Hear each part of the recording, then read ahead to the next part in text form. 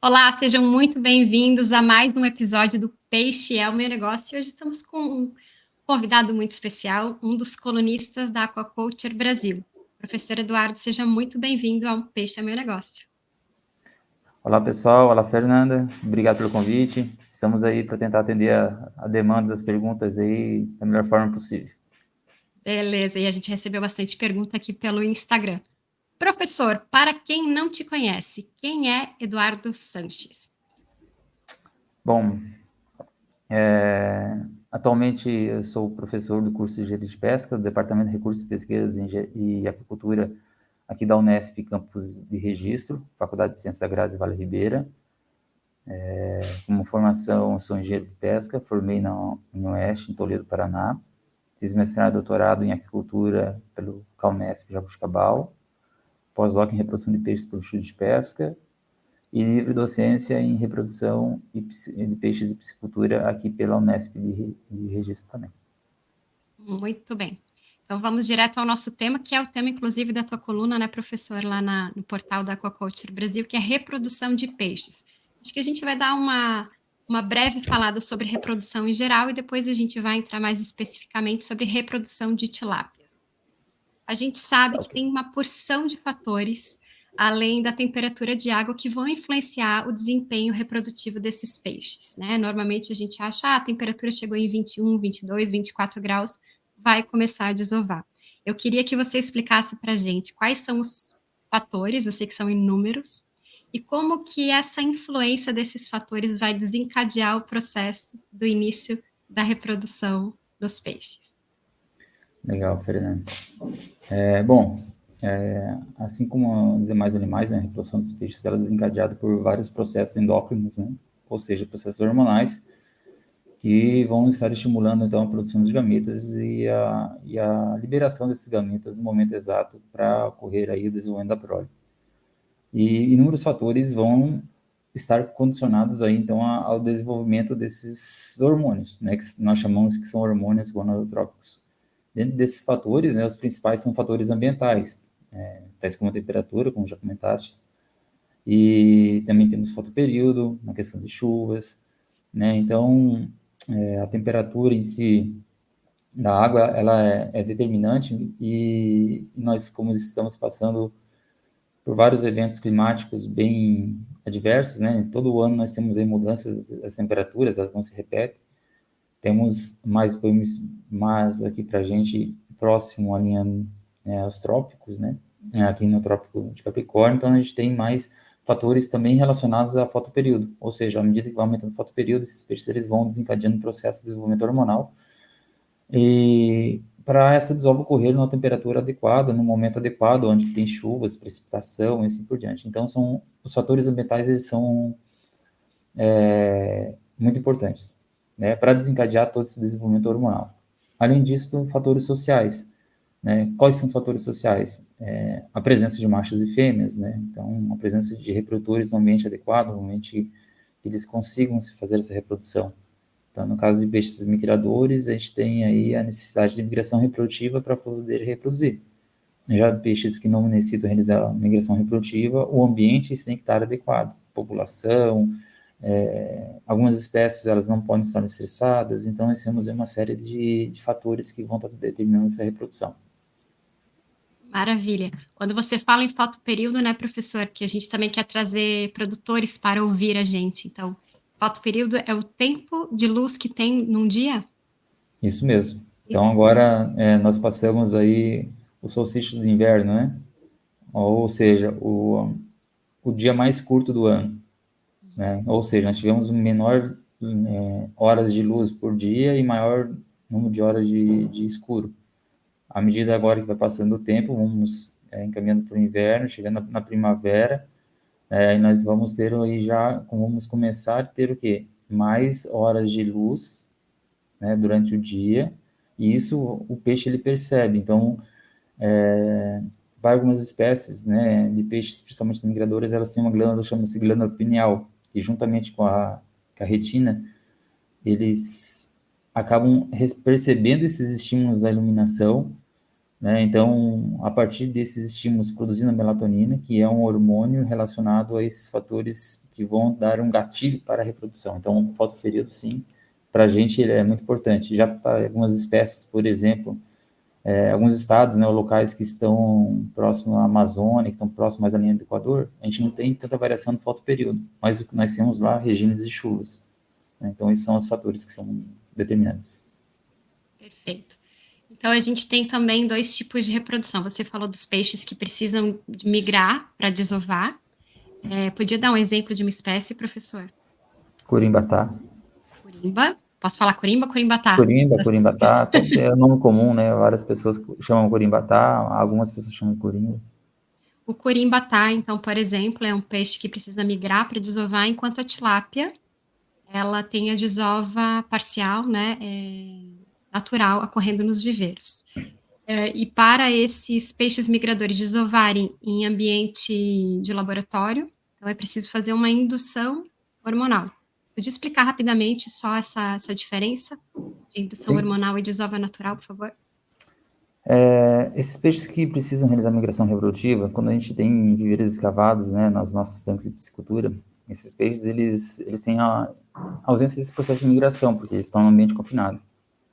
Ou seja, eles acabam desencadeando a produção de um hormônio chamado hormônio folículo estimulante, que ele é desencadeado basicamente pelos estímulos ambientais que ele vai percebendo ao longo desse viveiro, né? Ou seja, tem a variação do fotoperíodo, tem a temperatura, tem as condicionantes que preparam esse peixe para a produção de gametas. Porém, ele necessita realizar essa migração reprodutiva que não vai ocorrer dentro do viveiro, né? Então, para isso, a gente precisa fazer essa indução hormonal no momento que esse peixe está na fase de maturação já avançada, ou na maturação final dentro do viveiro. Ou seja, artificialmente, a gente aplica um hormônio que ele teria na natureza desenvolvendo essa migração reprodutiva, que é basicamente o hormônio luteinizante, né? Então, a gente tem essa ação desse hormônio luteinizante que desencadeia um processo de produção da progesterona e assim por diante, consequentemente, a desova. Tá? Já para peixes que não necessitam realizar migração reprodutiva, ou seja, esses peixes eles não precisam migrar rio acima ou passar por esse período de piracema. Intrinsecamente, essas espécies elas já produzem seus hormônios folículo estimulante e hormônio luteinizante que são necessários para a reprodução. Basta que o ambiente esteja adequado e as interações sociais, ou seja, proporção de macho e fêmea, local para realizar desova, água de boa qualidade, seja propícia para isso. Tá? Então, Mas basicamente, essas duas diferenças. me veio aqui duas espécies, então a tilápia e a carpa comum, que são, e o próprio lambari também não precisaria ele poderia ter uma desova natural ocorrendo nos viveiros, e de espécies que precisariam então de indução hormonal, poderia ser então um dourado, Isso. pintado, Até, pata-capim. até mesmo o lambari, né? O lambari ele é um peixe migrador. Ele tem as espécies, por exemplo, que a gente olha que tem aquela nadadeira adiposa, né? Aquela nadadeirazinha pequenininha atrás da nadadeira peitoral, geralmente são espécies que são migradoras, né? O lambari é uma delas, né? Porém, ele consegue reproduzir dentro de viveiros escavados, mas depende muito do tamanho do viveiro, né? Então, nós temos um lote de reprodutores aqui em tanques de 10 mil litros em cima da recirculação. Então, eles não desovam nesses nossos tanques. Mas se a gente retirar esses lambaris e colocar ele num viveiro escavado, num viveiro já com 50 metros quadrados, com 100 metros quadrados, é um espaço suficiente para que ele consiga ter essa natação ao redor do tanque e isso já seja suficiente para ele conseguir desovar. Mas nem todos a gente verifica isso. Então, esse ano, por exemplo, verificamos que alguns produtores não conseguiram ter esses ovos naturais em viveiros. Por quê? Muitas vezes, por ser um ano que foi mais quente, esses produtores tiveram alguns problemas com relação a esse tipo de reprodução. Aí houve a necessidade de realizar, né, uma indução hormonal para que manter as larvas e manter a produção desses produtores. Sim. Tá? E aí um exemplo da carpa, por que a carpa desova? Porque a carpa não necessita realizar migração reprodutiva, mas se o viveiro não tem as dimensões adequadas para ela, também não vai desovar. Então, ela necessita talvez algum gatilho para que ela possa desovar, um estresse, a mudança do ambiente, alguns produtores acabam colocando em viveiros aqueles cacabãs, né, que são estruturas que são semelhantes a aguapés, que são colocadas para as carpas desovarem. Então, ou seja, houve uma alteração no ambiente, e essa carpa falou assim, houve uma alteração, então isso foi um gatilho final para mim, para ela desovar. Então, algumas espécies não necessitam. E outras, como comentaste, nem o dourado, né, ele é uma espécie extremamente migradora. Se não houver indução hormonal, ele não vai reproduzir em nível natural. Essa questão, professor, de alteração no ambiente, né, que poderia ser um gatilho para uma desova. A gente escuta muito falar, quando teve um estresse, normalmente o peixe desova. Isso é mito ou é verdade? Isso é verdade. Tem algumas espécies, né, que o estresse é um condicionante para reproduzir. Algumas outras não. Então, quando a gente verifica muito espécies que são ornamentais, né? Algumas espécies ornamentais, quem faz reprodução de ornamental, geralmente acaba dando um estresse, ou seja, uma mudança do ambiente que acaba levando um certo grau de estresse, e algumas espécies elas acabam reproduzindo. Mas esse comportamento ele não é verificado para todas. Então, para algumas espécies, o cortisol, que é um indicador de estresse, faz com que essas espécies elas vão reproduzir. Outras espécies não, elas vão inibir essa reprodução. É como ocorre com algumas espécies migradoras, que, por exemplo, se sofrem estresse, geram dopamina. E a dopamina é um antagonista do hormônio que vai utilizado para a reprodução, os hormônios gonadotrópicos. Então, por isso que muitas vezes essa dopamina ela vai inibir a reprodução. Então, o estresse, dependendo da espécie, ele vai ativar essa reprodução, ou seja, aquele instinto da espécie, assim, bom, o ambiente, houve uma alteração no ambiente, eu preciso perpetuar a minha espécie reproduzindo para que eu consiga, então, que eu vou morrer. Né? Algo nesse sentido, né? Semelhante a isso, mas isso é condicionado a toda a ação desses hormônios que eles estão presentes, né, dentro do seu sistema endócrino. E isso é válido para tilápia? A tilápia, se ela estiver muito estressada, ela não vai reproduzir. Ou seja, se ela não estiver num ambiente adequado, ela não vai reproduzir. Né? Ela vai reproduzir quando ela estiver no ambiente adequado. Então, assim, se eu colocar os casais uns rapas, eles não reproduzir, qual que é o problema? Será que essa malha está comatada? Não dá para formação de ninho? Né? Essa água não está adequada? Então, tem vários fatores que vão estar inibindo a sua reprodução. O estresse é um deles. Certo, até interessante você falar em dopamina, que teve uma pergunta da audiência, né? Qual que é a influência em relação à reprodução? Você já respondeu. Agora vamos lá, a questão da reprodução das tilápias, né? A gente já viu que não precisa então de indução hormonal, que ela acontece naturalmente. Qual que é a proporção indicada, professor, de machos e fêmeas? Geralmente a proporção utilizada são 3 fêmeas para cada macho. Né? Já tivemos aí relatos, já tem pisciculturas que ainda utilizam 2 fêmeas para cada macho. Mas a proporção mais usual que a gente tem verificado é 3 para 1, tá? 3 fêmeas para cada macho. Ou 5 fêmeas para cada 2 machos, né? 2,5 para 1. Também a gente verifica isso. Por que essa proporção é utilizada dessa forma? Geralmente os machos eles são mais territorialistas, né? Então por isso que os machos eles apresentam aquelas nadadeiras maiores, mais coloridas geralmente, né? Que são utilizados como até indicadores aí para separação de macho e fêmea. E por causa que eles acabam fazendo ninho, acabam tendo um cortejo dessas fêmeas, eles acabam sendo territorialistas. Então se a gente colocar uma proporção muito grande de machos com relação à fêmea, haverá muita disputa por essas fêmeas, muita briga, né, vamos dizer assim, e aí a gente tem prejuízo nas reproduções, que elas não são tão eficientes. E aumentando o número de fêmeas, né, a gente consegue, então, aumentar a produtividade. Né? Porém, já vi alguns trabalhos que o pessoal utilizou 5 fêmeas para um macho. Consegue reproduzir? Consegue. Só que a velocidade da reprodução dessas fêmeas, né, acaba sendo um pouco comprometida do que seria, por exemplo, na proporção 3 para 1, a produtividade é maior. Uhum. Quem faz aqueles machos, então, quase aquelas panelas no fundo dos viveiros, são os machos. Eles aguardam, então, as fêmeas escolhem o macho, escolhem esse ninho, como é que funciona?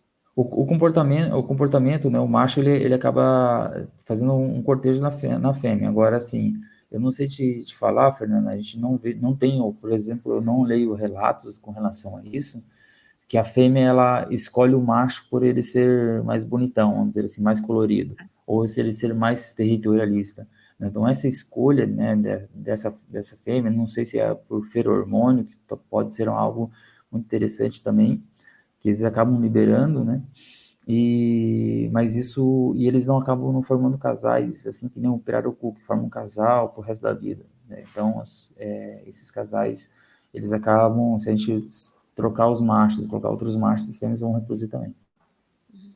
E bom, você falou tem um monte de pergunta aqui nessas tuas últimas frases aqui, fiquei com dúvida. Você falou na coloração do dimorfismo sexual, que é a diferença de machos e fêmeas. O pessoal fala também do formato da cabeça e também pelo número de orifícios urogenitais.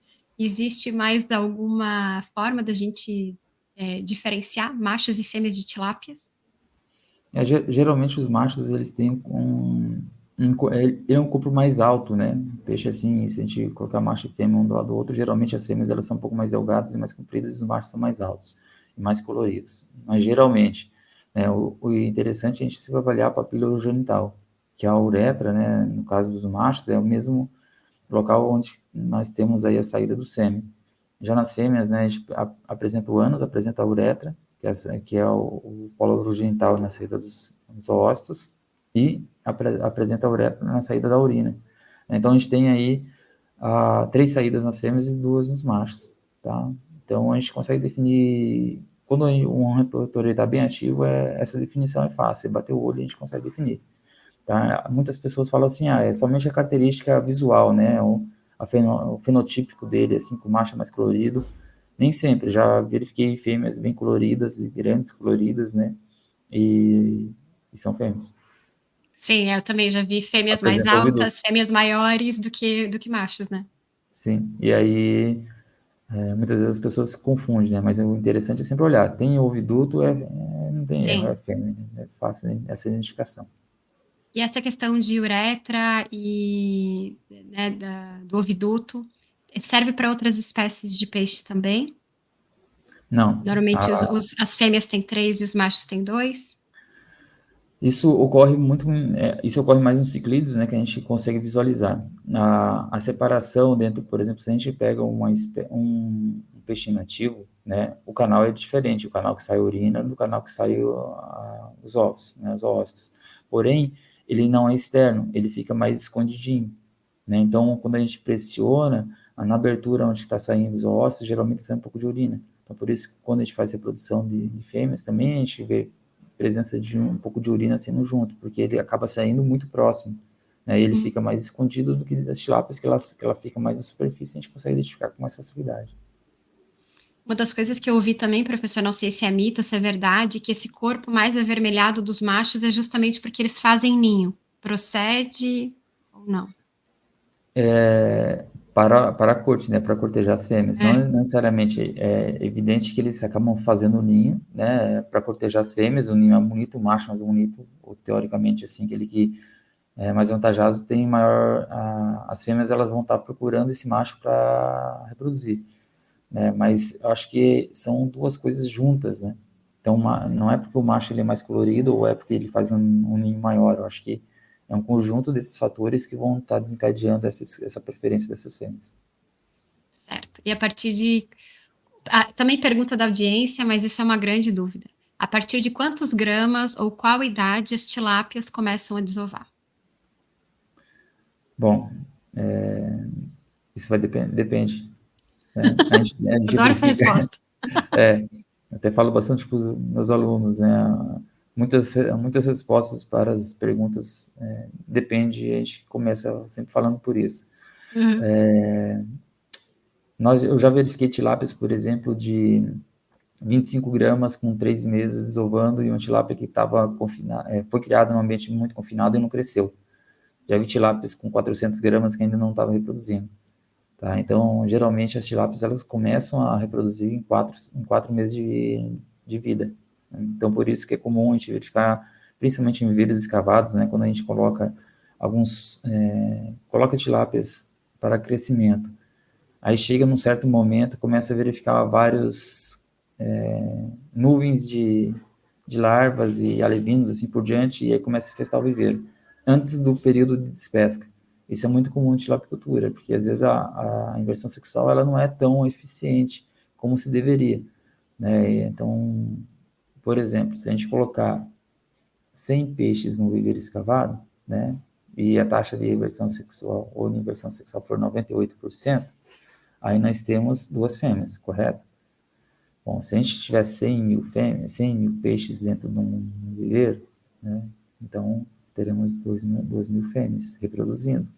Né? Então, assim, evidente que quanto maior a taxa de eficiência dessa inversão sexual, melhor é a questão da reprodução para crescimento, né? Então a gente vai evitar essa reprodução porque a gente vai ter menos fêmeas dentro do nosso plantel.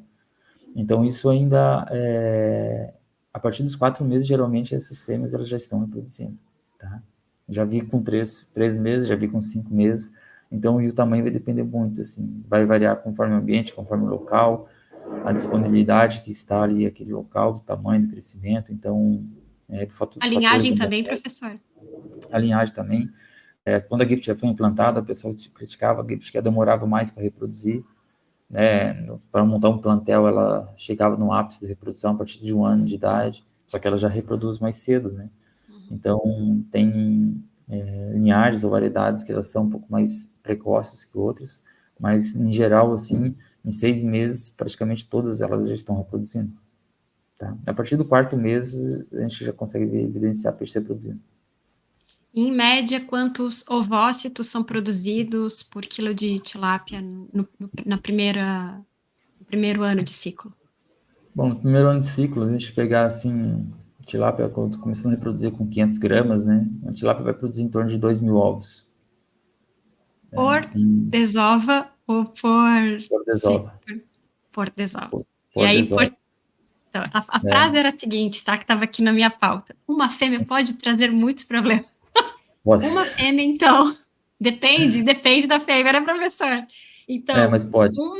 uma fêmea libera cerca de 2.000 ovócitos por desova. E, por exemplo, tu estás aí em registro.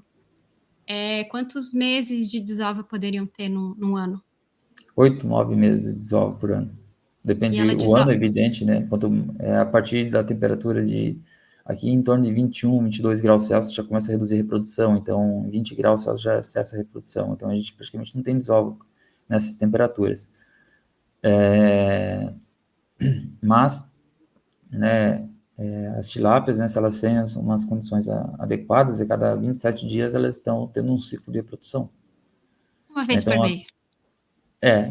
Então, se tiver temperatura alta, acima dos 22 graus Celsius, aí você pode ter em torno de 14 desovos por ano. Se a gente tem uma média de... começa com 2.000 ovócitos por fêmea, e fêmeas maiores, evidente, vão produzir mais ovos, né? Então, a gente pode ter aí uma taxa em torno de 3.500 ovos por quilo de fêmea.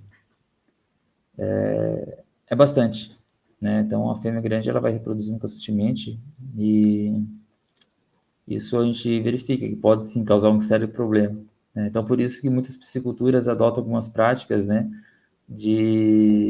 Quando já tem o juvenil de tilápia, colocam uns alevinos de dourado. Isso é muito comum no oeste paranaense, o pessoal lá das cooperativas tem feito muito isso, para controle de população, né? Alguns dourados, algumas espécies, algumas pisciculturas optam por traíra, né? Mas a traíra ela acaba se reproduzindo no viveiro, então ela pode servir um outro problema mais para frente, né? Se você coloca o alevino dentro de traíra na água, assim, às vezes o viveiro você vai ter traíra. Eu ouvi falar também no lambari, que ele diz que ele come os ovos e as larvas, Isso. mas ele também pode se reproduzir, então trocar quase 3 por meia dúzia, né? O lambari também uma solução num problema que pode ser gerado outro problema. Ele vai comer os ovos, ótimo, ele come desove, come os ovos. Mas já vai chegar num certo momento, a partir do 3º mês de vida, o lambari vai estar reproduzindo. Então, se a temperatura for adequada, se o tamanho do tanque for adequado, ele vai se reproduzir também. Então, você pode se tornar um problema no futuro, você ter um monte de lambari e um monte de tilapinha no teu viveiro. Então, por isso que, geralmente, o que o pessoal tem feito é colocar alguns dourados, né?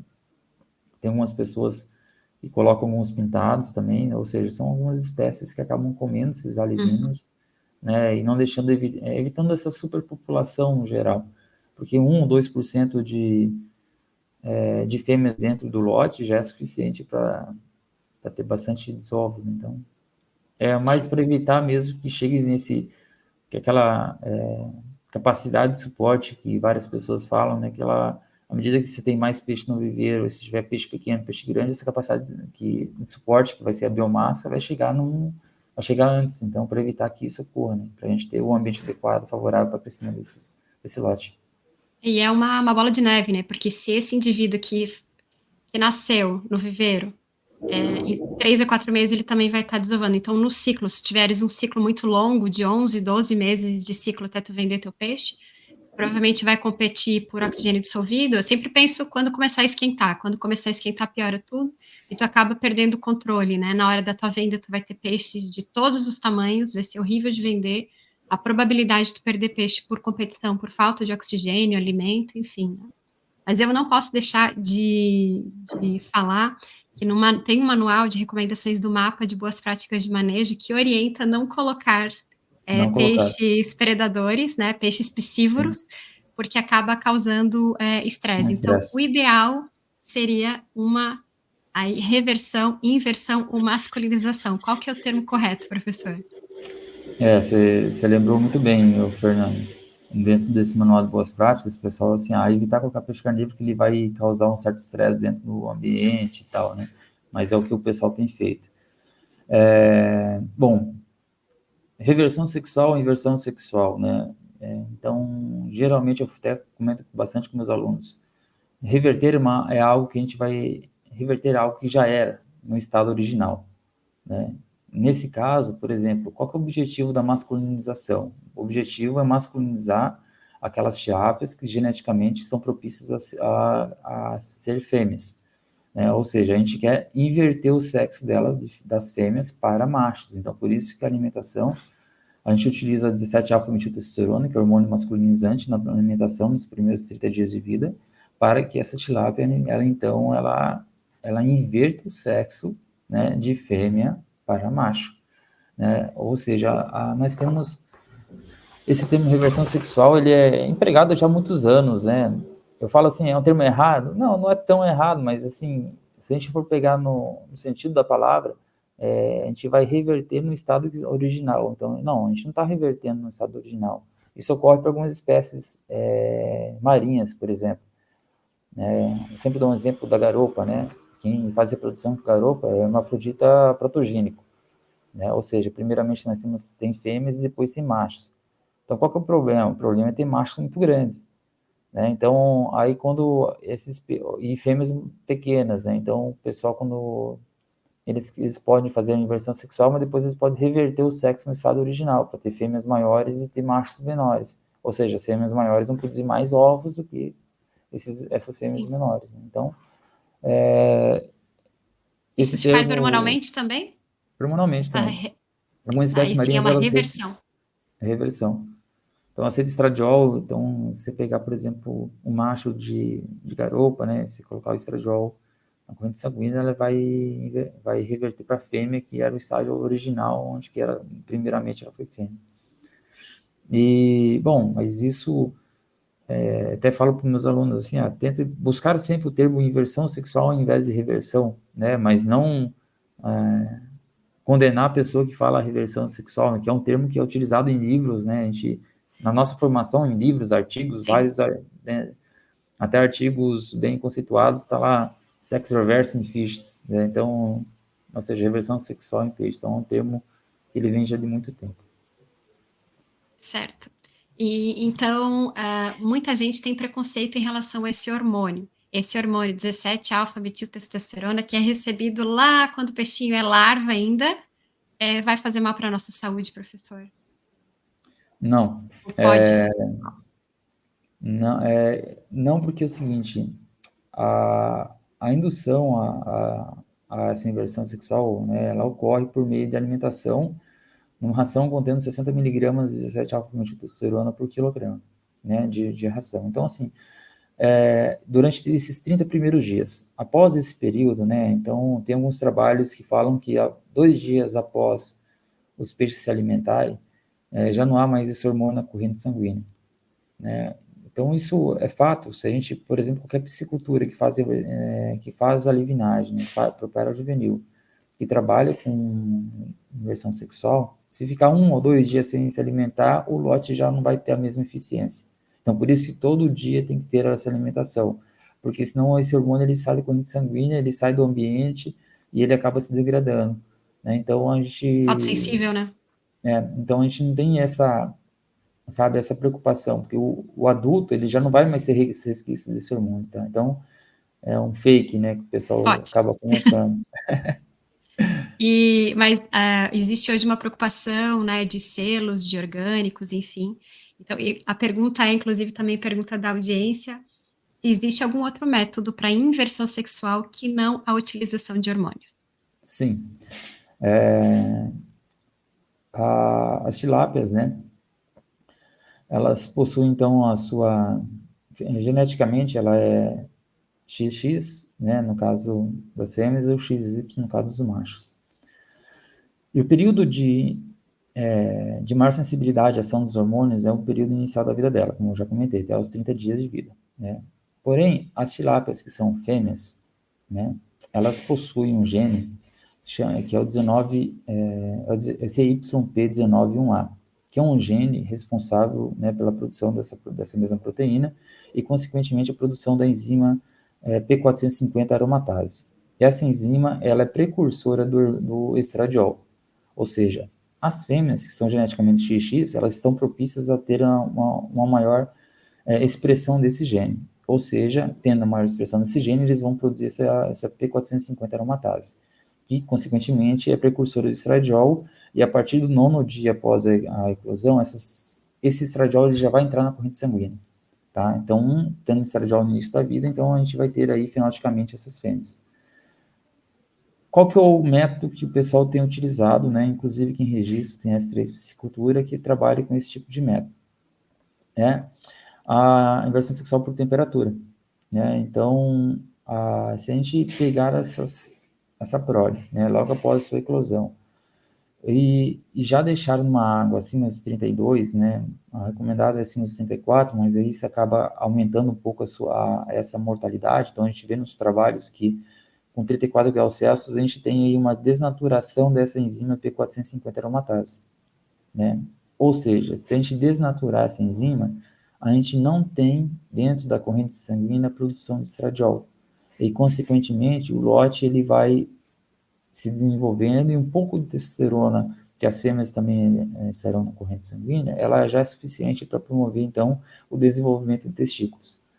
Porém, né, nem todos os casais a gente consegue ter essa ação, né, acima dos 32, 34 graus Celsius, inverter todos eles para machos.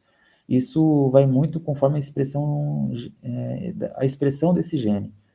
Conforme os parentais, né, pais, ou os machos ou fêmeas, a gente tem uma expressão maior ou uma expressão menor desse gene dentro da corrente sanguínea. Quando a gente tem uma grande expressão, mesmo que a gente eleve a temperatura, ela já não é suficiente para desnaturar toda a enzima e consequentemente, evitar a produção de estradiol. Tá? Então, por isso que nem sempre essa técnica ela pode ser empregada para todos os lugares, né? Então, tem que conhecer os casais, já conhecer o histórico desses machos e dessas fêmeas, quais que vão poder cruzar, né, para a gente ter essa eficiência garantida, tá? Professor, e na prática, os produtores de alevinos aqui no Brasil têm feito uma checagem de eficiência com frequência? Isso tem acontecido na prática? Bom, alguns, Fernanda. Não temos aí muitos que fazem essa checagem, né? Temos alguns egressos já trabalhando com isso para alguns psicultores, né? Então, Legal. o pessoal, eles já estão comprando os alevinos e passando para algumas pessoas que estão realizando. Nós estamos juntamente com a pós-graduação do CAUNESP, num programa de extensão da pós-graduação, iniciando também um projeto de extensão nessa linha, né, de contribuir aí para alguns produtores que querem verificar a sua taxa de inversão sexual e às vezes não tem condições de estar pagando.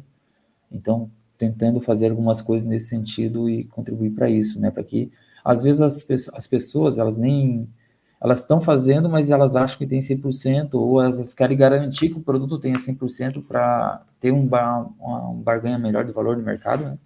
Sim. E nem sempre eles conseguem ou eles acham um local que consiga fazer. A gente tem visto que também a gente não tem muitos laboratórios, né, pessoas que fazem esse tipo de análise. E acaba sendo uma análise não tão complicada, né?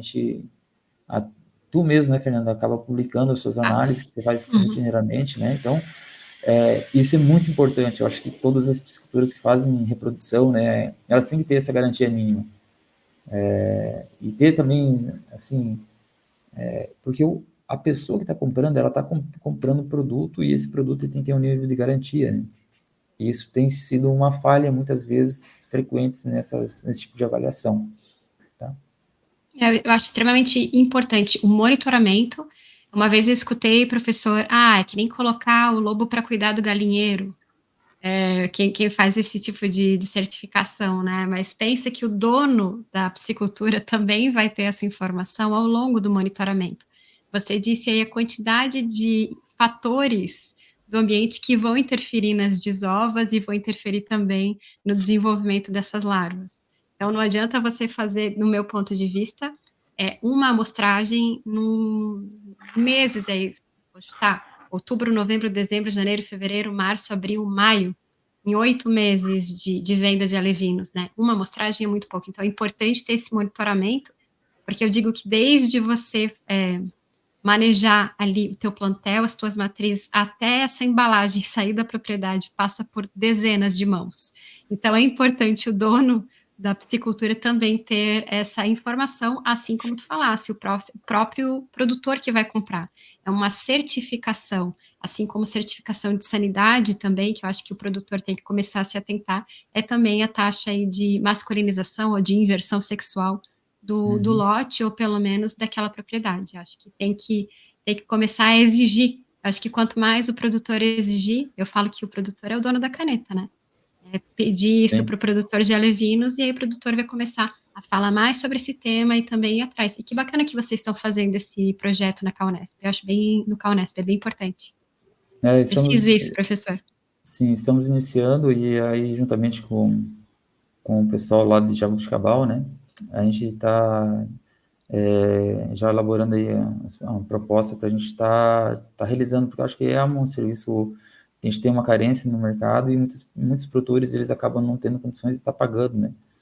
E isso acaba, principalmente quem está iniciando, né? A gente vê várias pessoas iniciando, e no início, sim, você tem que dar uma garantia do seu produto.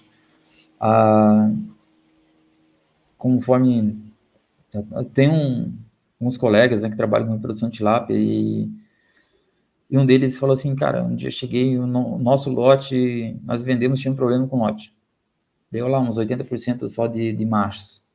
E aí ele foi resgatar o histórico, né, daquele lote, do que aconteceu, essa rastreabilidade, né, que algumas pisciculturas já têm, e verificou que o funcionário passou lá um feriado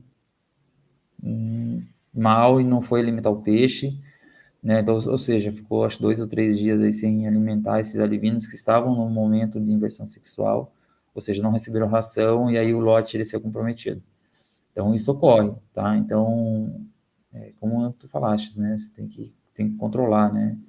A gente ficar em cima e ter confiança também nas pessoas, né? Os colaboradores da empresa. Isso acho que é o grande X da questão, porque muitas vezes a gente fala muito da parte técnica, né? A gente esquece um pouco da gestão de pessoas, né? Que trabalhar com as pessoas dentro do ambiente onde cada um pensa uma coisa diferente, eu acho que é complicado. Então, a gente tem que estar bem alinhado com relação a isso, né? Isso é muito importante.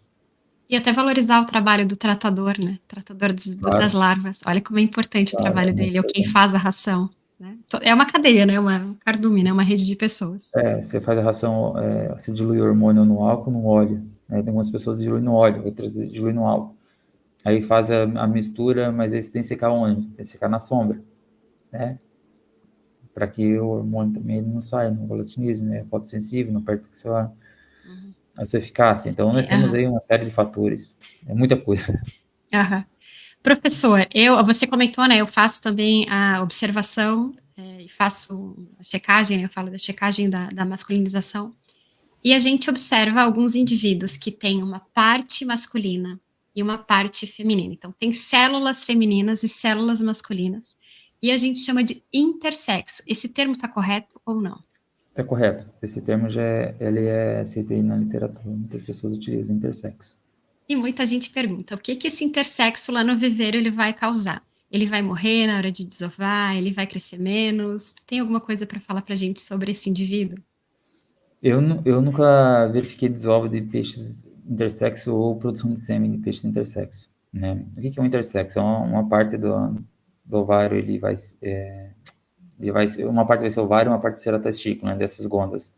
Então, essas gônadas, elas estão comprometidas, porque se elas não se desenvolveram por completo, ou machos ou fêmeas. Talvez não erro no procedimento de inversão, mas talvez aí, isso é muito comum a gente verificar indivíduos intersexos, né? Ou às vezes esse peixe não se alimentou da ração como tinha que ser alimentado, né? Muitas vezes a livinagem, né, com essa alimentação é realizada em água verde, então o peixe às vezes ele está comendo substrato perifito, microalgas, né, e às vezes não come ração, então pode acontecer que essa inversão ela não seja completa, e aí a gente tem uma parcela de ovário, outra parcela de testículo.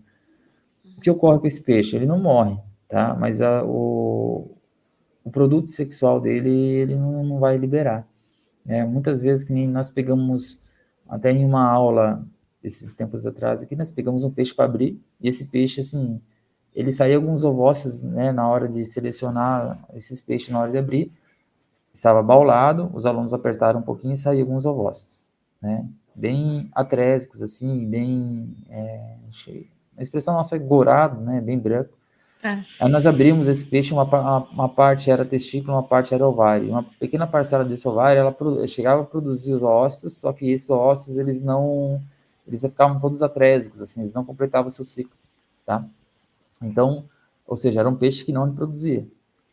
Tá? Até estava num tempo de reprodução, ele nunca tinha reproduzido. Aí nós fomos ver, opa, é uma neofêmea, vamos dizer assim, não intersexo, que não reproduzia. Certo. E só as fêmeas que guardam os ovos e as larvas na boca, que fazem o cuidado parental, ou os machos também? Há alguns relatos, tá, Fernanda, que alguns machos eles realizam esse cuidado parental e de vez em quando acabam incubando os ovos, mas isso não é comum, tá? São relatos de algumas pessoas que já viram isso. A gente fala assim, não, o macho não incuba. Não, tem alguns relatos, tá?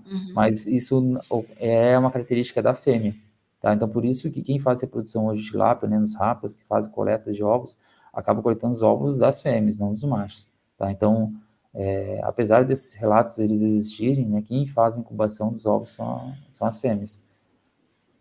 Tá? A gente estava acompanhando o experimento, até falei contigo, né, professor, que eu achei que a gente olha às vezes em livro e em vida real acontece diferente, chamou bastante atenção. A gente estava fazendo experimento de um outro produtor de alevinos e fenotipicamente, ou seja, externamente era um macho, tinha 2 orifícios, e o produtor abriu, tinha muita ova, às vezes até meio petrificada, né, assim como... Sim. E o macho estava guardando os ovinhos e as larvas na boca. Então Então, era uma fêmea que talvez ela até não desovou, talvez estava guardando ovos de outra fêmea, tá? uhum, E assim, pode ser que era um intersexo, você disse, né? Ou sim, não? Era um era, intersexo.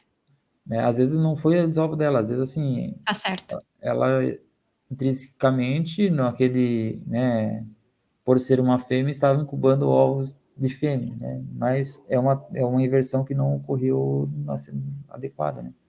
Mas fenoticamente, às vezes ela chegou a ficar aí num padrão de macho, mas ela não completou o Uhum, ciclo mais. Então, é isso que muitas vezes pode ocorrer, né? sim, é que eu fiquei bem impressionada aquele dia, E, assim. assim, e são relatos e isso ocorre, muitas pessoas já viram relatos semelhantes a esse, assim, sabe? Já comentaram comigo. Mas não é comum, tá? O comum são as fêmeas incubarem os ovos na boca, não os machos. Aqui tem uma pergunta também que eu achei muito boa. Como que a seleção genética e o melhoramento genético podem impactar na eficiência reprodutiva das tilápias? Olha, o melhoramento, ele é extremamente necessário, né? A gente tem visto aí, participado de vários eventos, né, onde as pessoas elas acabam trazendo alguns resultados, né? Até o que está correndo no mundo com relação ao crescimento do tilápia nos últimos, por exemplo, 20 anos, assim, né? Bom, quando nós estávamos na graduação, né, Fernanda? Não, em épocas próximas, né? As tilápias, com o mesmo tempo que nós temos hoje, elas eram despescadas com 600 gramas, né? Hoje já estão com 1 quilo, tá? No mesmo tempo que era despescada com 600. Então, assim, isso tudo em função do melhoramento genético. Como que o melhoramento pode ajudar? Bom, melhoramento, como a maioria de vocês já sabe, né? A gente está melhorando alguma coisa. Então, se a gente ganha alguma coisa, a gente perde outras, né? E o que é mais importante hoje? Crescimento, evidente, biosseguridade, né? Então, a resistência, principalmente a algumas bactérias. E a gente tem visto, assim, se está ganhando nisso, em alguma coisa está perdendo. Então, por isso que muitas pessoas falam assim, pô, essas tilápias aí melhoradas, elas não reproduzem conforme as outras antigas reproduziam muito mais, né? Não, elas podem perder um pouco dessa característica de reprodução, mas a gente verifica que elas acabam ficando um pouco mais tardias a sua reprodução, então peixes maiores que estão reproduzindo, né? Então, não que elas não reproduzam numa taxa eficiente, não que elas não reproduzam pequenas, a partir do quarto, quinto mês elas estão reproduzindo, mas na taxa que ela é adequada, né, para a tilápia, então geralmente tem aumentado aí peixes um pouco maiores, né, de 1 quilo, 1,5 quilo, até 2 quilos. Então a gente tem visto que uns anos atrás aí a gente era preferível ter matrizes menores, porque as matrizes menores comiam menos e a taxa de produção de ovos era maior que as grandes, né? Com o melhoramento genético, os peixes eles acabaram ficando maiores para chegar numa taxa semelhante do que tinha as pequenas no passado, tá? Então tem impacto? Tem muito impacto, tá? Mas aí tem um objetivo, o que a gente quer. É muito melhor a gente ter um peixe, ter uma biosseguridade melhor, um peixe melhorado para a gente atender essa nossa demanda, por exemplo, de peixes mais resistentes, né? Um peixe que cresce mais do que um peixe que talvez tenha uma reprodução um pouquinho comprometida.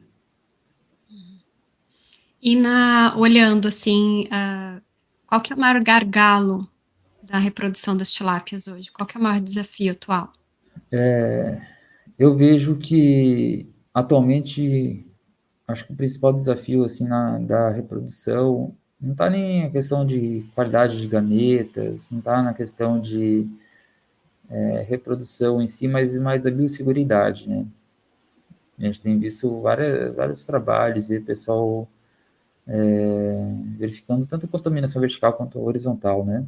Então, assim, pegando aí as doenças que as matrizes elas têm já está sendo transmitindo para os ovos e larvas e chegando na prole, e essa prole sendo vendida já com uma certa pré-disponibilidade a essas doenças, né? Então, isso acaba. A gente sabe que se a gente não tem essa biosseguridade adequada dentro da piscicultura, isso acaba acarretando em prejuízos enormes, né? E acaba disseminando doenças, né? Que muitas vezes poderiam ser evitadas. Então, acho que ainda conversando com alguns produtores, algumas pessoas que trabalham com produção, o principal desafio está sendo encarar essa linha, assim, sabe, de ter reprodutores saudáveis que eles não vão, dentro da prole, transmitir nenhum tipo de doença, e essa prole vai estar livre de infestações de outras pisciculturas. É evidente que a gente pode ainda aumentar muito a questão de eficiência da reprodução, então a nutrição, ainda tem algumas empresas trabalhando já com rações específicas para Eu ia te fazer reprodutores. essa pergunta, porque isso era um questionamento de anos atrás que não tinha uma ração Não tinha. específica para reprodutores. Já temos, se não me engano, são 3 rações que já estão disponíveis no mercado, né, específicas para reprodutores, e são rações mais enriquecidas, né, enriquecidas com vitaminas, com alguns minerais, alguns ácidos graxos essenciais. Então, assim, são rações que elas acabam acarretando aí e contribuindo tanto para a saúde dessas matrizes, quanto também para a produtividade em ovos e também a qualidade da prole. Porque, assim, Se a gente para pensar de onde que vem o vitelo, né? O vitelo vem da alimentação das fêmeas. As fêmeas elas têm que estar bem nutridas para que o vitelo ele tenha uma certa quantidade de nutrientes que as larvas elas vão necessitar no início da vida. Então, uma larva forte vai gerar um alívio forte, né? E, consequentemente, vai ter toda a composição e desenvolvimento de fibras musculares, a parte óssea, tudo relacionado ao início dessa fase de desenvolvimento. Então, a gente precisa pensar nisso também, né? Então, a nutrição, ela é um gargalo ainda? Ela ainda é um gargalo, porque eu acho que ainda, apesar de ter essas rações já enriquecidas, elas ainda não são rações, assim, ideais, né? A gente sempre tem que melhorar os passos, tem que melhorar. Evidente que melhoramento é um gargalo, tem que melhorar, não adianta melhorar, tem que pensar também na reprodução, né? Mesmo tendo essa prioridade, vamos dizer assim, de seguridade. Algumas pessoas já estão trabalhando com questões já mais profundas da genética, né? Então, atacando alguns genes que vão atuar diretamente nesse crescimento. Então, atacam os genes de alguns reprodutores e aí a prole ela já vai estar sem esses genes. Então, algumas coisas nesse sentido é interessante. Eu acho que ainda são coisas que a serem avançadas, né? E Esses os desafios vão genômicos são mudando e a gente vai se adaptando, né? Porque o é, ISKNV chegou aí. Inclusive, o professor, o Santiago Benites, ele fez um Peixando Meu Negócio com a gente, falando só sobre ISKNV, e ele fala bastante sobre a questão das fêmeas, de vacinação, para que tenha uma proteção, inclusive, para a prole. Recomendo, assim, foi bem interessante também, cheio sim. de informação como essa aqui. O Santiago, ele agora está trabalhando, inclusive, numa sessão de produção, né? Sim, agora ele está lá no Grupo Âmbar Amaral. Sim. Professor, alguma coisa que você acha que é importante falar que eu não te perguntei? Olha, Fernanda, a gente vê assim que a gente tem muitas pessoas que são aventureiras ainda, né? Nós temos isso que a reprodução de tilápia é fácil. Tilápia se reproduz até em um copo de água, né? Isso aqui era uma frase antiga que a gente vem e realmente, se a gente colocar tilápias que não são invertidas no viveiro, ele vai se proliferar, vai virar praga, né? Mas há uma certa diferença entre a produção com eficiência e a reprodução, né, sem controle. A gente tem que se preocupar também que a tilápia, assim, apesar de ela ser o peixe mais produzido no país, né, ela também é passiva de escapes, é passiva de chegar em cursos d'água, é passiva de disseminar isso, reproduzir. Então a gente tem que pensar que, bom, por ser uma espécie exótica, a gente tem que ter esse controle da população, não é somente, eu vou jogar no tanque, vou reproduzir aquilo que não servir para mim e vou soltar no rio, né? Então acho que algumas coisas, algumas preocupações ambientais, elas carecem, né? A gente não pode também levar tudo a ferro e fogo, e surgiu umas matérias aí no ano passado, que a tilápia ela está invadindo, infestando o mar, né? Litoral, A exato. invasora dos mares, tá? Ela sobrevive em água salgada, tanto que nas Filipinas o pessoal tem produzido, se não me engano, 500 toneladas por ano só de tilápia em água marinha. Nossa produção estão produzindo em água marinha, tá? Mas até que ponto, como que a gente considera essa espécie como invasora? Está se reproduzindo nesse ambiente? Então a gente tem feito alguns trabalhos relacionados a isso também, né? Então, qualidade de gametas, né? A gente tem visto as gametas são importantes, também são importantes, né? O que é mais importante? A larva? A larva é mais importante, mas se não tiver os gametas adequados, a gente perde a eficiência na reprodução. Então, são fatores que eu falo que a profissionalização ela é muito importante. Não é cair de paraquedas porque a gente assistiu um vídeo, assistiu uma live, falou que tilápia se reproduz bem e vai embora, tem um bom retorno financeiro, né? Porque ela, bom, se a gente pôr aí que ela vai se reproduzir a cada 27 dias, né, dentro do ambiente natural. Se a gente colocar em rapas, por exemplo, e fizer rodízios desses rapas, a gente consegue otimizar e baixar essa reprodução para cada 14 dias. Né, e a cada 14 dias o lote, 80% do lote vai estar reproduzindo novamente. A gente vai ter sempre tilápias reproduzindo e a gente, então assim, tem um retorno financeiro interessante, tem um retorno financeiro interessante, né? Mas se não se profissionalizar, a gente acaba prejudicando ainda mais a atividade, né? Então, o controle genético é importante, saber o local das matrizes, vou montar um plantel, de onde que eu vou pegar essas matrizes, qual que é, talvez, já a variedade, qual que é a linhagem, né? Então, isso eu acho que é bem importante, que as pessoas elas estão ainda pecando muito em algumas coisas nesse sentido.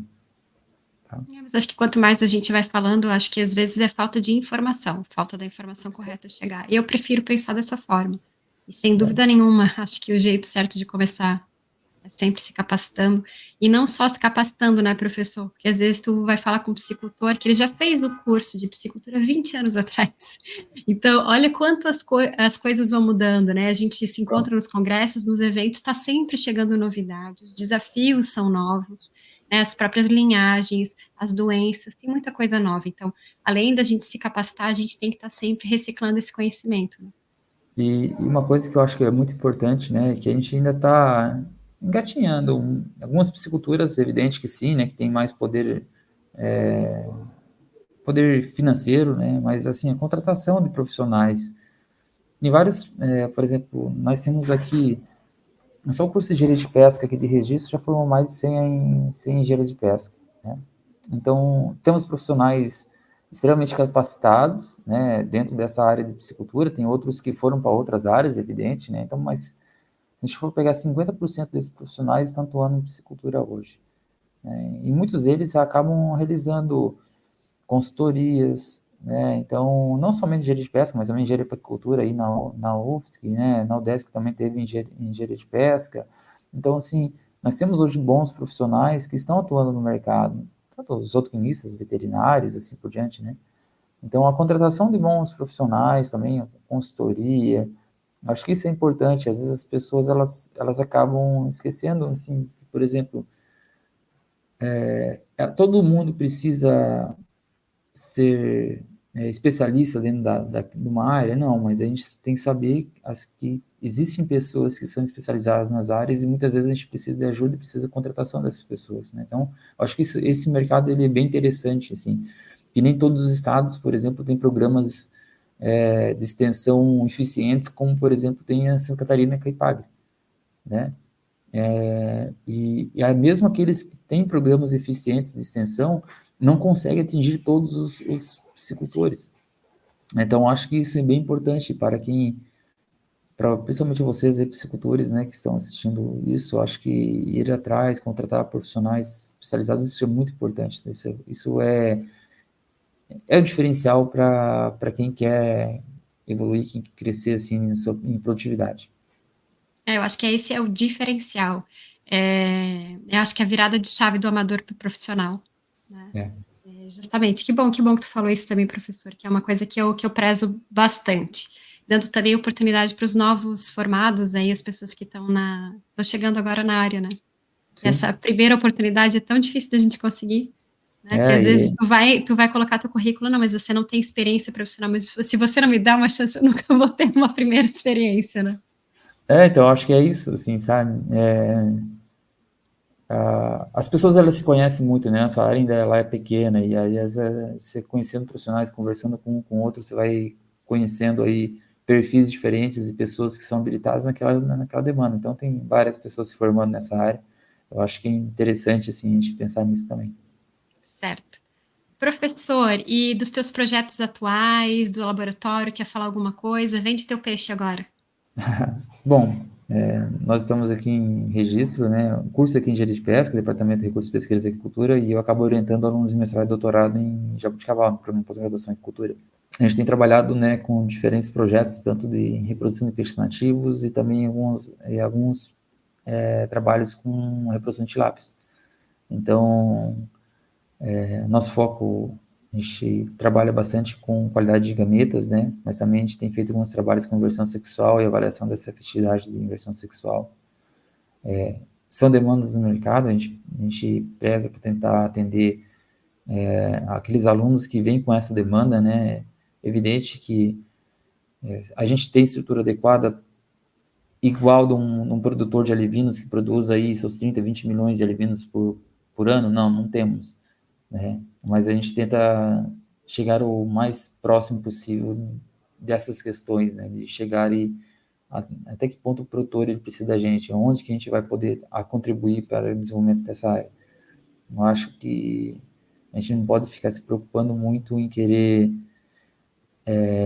resolver todos os problemas de uma vez só. Então, acho que a gente tem que resolver problema pequeno, para depois a gente conseguir encontrar um problema grande.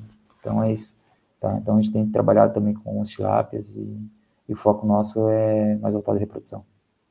E se fosse fazer uma aposta numa outra espécie, uma espécie nativa, de produção, não para competir, porque eu acho que não é competir, porque são peixes diferentes, mas para ter mercado no Brasil, qual espécie você apostaria, professor? Depende, Para tá? Em ambiente, consumo?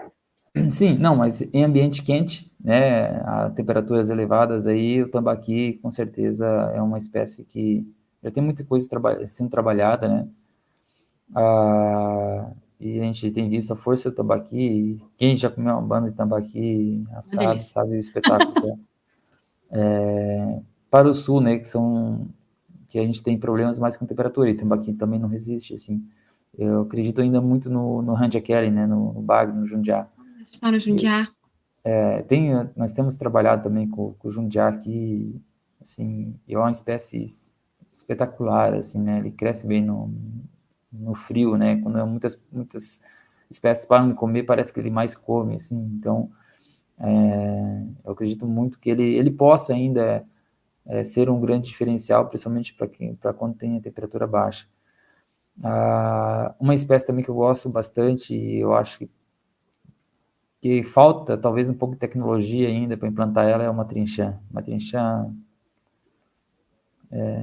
falo até para todos assim, o peixe mais gostoso que comi na minha vida foi um matrinchã desossado, recheado com farofa de banana pacovan lá em Manaus. Meu, é um espetáculo, assim, água na boca. Legal, legal. Eu Mas acho que uma coisa de são espécies diferencial, interessantes.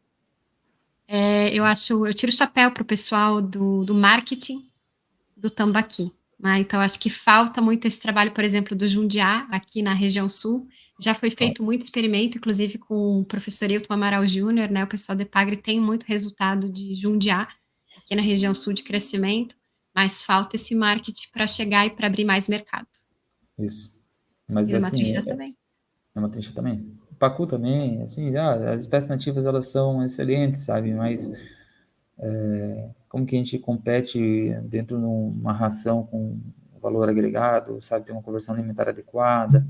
Então, para gerar lucro, né, para a atividade. Então, a gente fala assim, pô, quero gerar lucro. O produtor, ele quer gerar lucro, não é aquela, assim, eu amo o Jundiá. Não, não é porque por amor que ele está querendo trabalhar o Jundiá, ele quer ter lucro com o Jundiá também. Não é porque só ele gosta de comer o Jundiazinho postos, frito, ou ele sabe. Então, assim,